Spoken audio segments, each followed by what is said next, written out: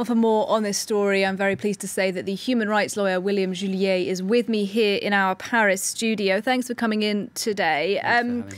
As we've been hearing there, rape can be considered a war crime. The International Criminal Court has already opened an investigation into potential sexual violence in Ukraine. Just walk us through how that process works.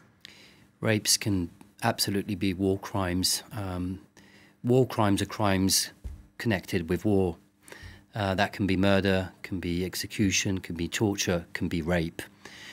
And for sure it seems that rapes have been committed here during the conflict, so that equals to war crimes. And the ICC, as you just mentioned, is already investigating. Prosecutor's office has been on the ground. Many other prosecution services in countries around, in Poland, in Moldova, are investigating and are interviewing women, children who managed to escape from Ukraine and who are bringing statements about what happened to them and about these rapes.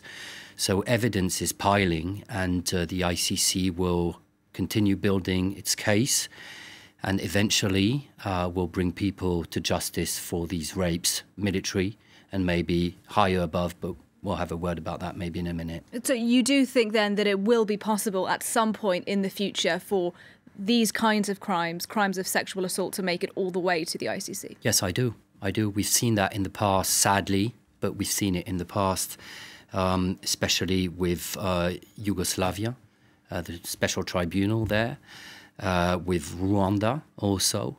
And sadly, we know that not only these rapes are sometimes ad hoc incidents during war, but are sometimes part of a concerted plan and as a tactic that is not often openly mentioned by the leaders, but that sometimes is kind of spread out in the air.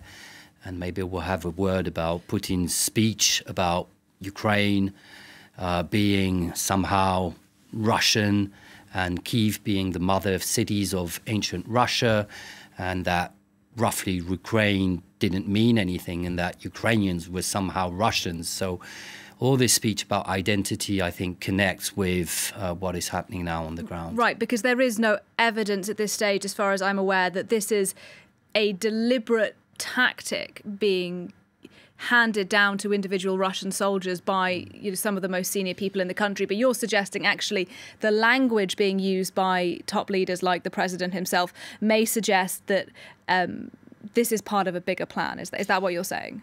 I'm saying that there's a question, and I'm saying that when you are a political leader, you have to be careful with what you're saying. And I do think that Vladimir Putin is a very cautious man, and he's someone who knows what he's saying. And I do think that when you are at this level of political responsibilities, you have to be careful, and you have to measure what the consequences can be during war on soldiers, regarding what you said. Of the language that you use. Absolutely. And we saw that in the USA for Trump in the Capitol.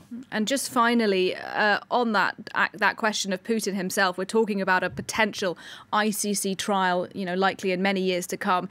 Is it your view that on this particular issue of rape and sexual assault, that maybe even Vladimir Putin himself could be somebody who'd have to answer questions in that matter? Listen, why not?